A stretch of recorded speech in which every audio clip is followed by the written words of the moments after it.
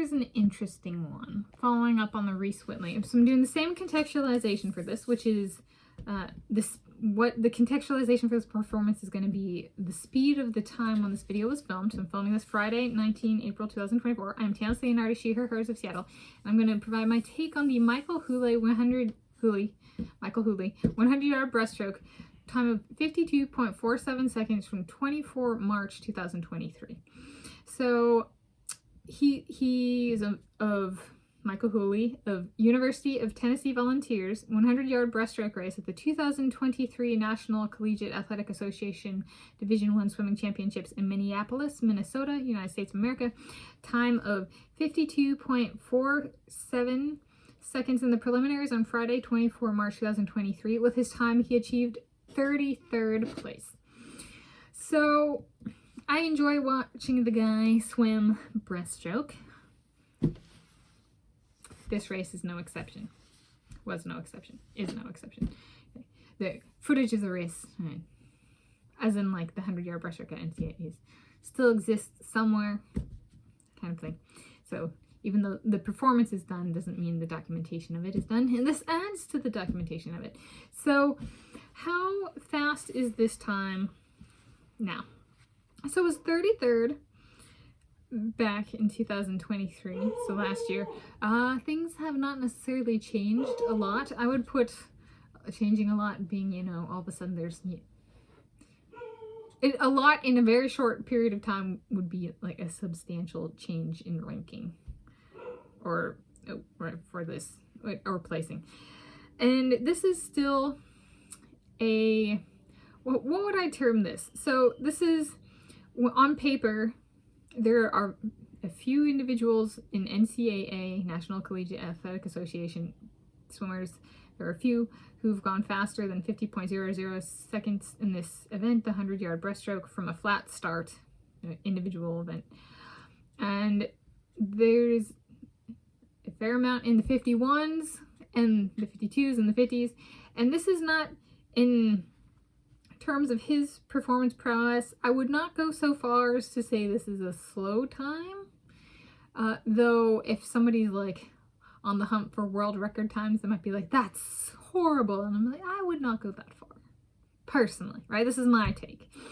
I would say this is in defining a field for a world record, like potential world record setters, which I've picked a number of them. Like not all of them by any means, but like I have a few. So like speaking on like how I successfully choose people, I come up with times, right? And I have a cutoff time of like, so there's the like, this person's already fast, but I don't necessarily want somebody who's consistently fast and has no room for further improvement, right? Then they're not ever gonna set a world record. So I go like, there's like, okay, the really fasties, the close to being really fasties, and then there's kind of like the outer bounds of like where they are now. They could come in as a steaming hot gray squirrel and swim on the grass, you know, in the summer, and then drop a bunch of time and set the world record. So there's like, so I would call it, this is a time that I do not consider slow and is within the realm of me picking somebody for a world record.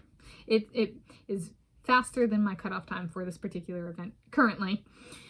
All right, and so I'm making this contextualization for a reason.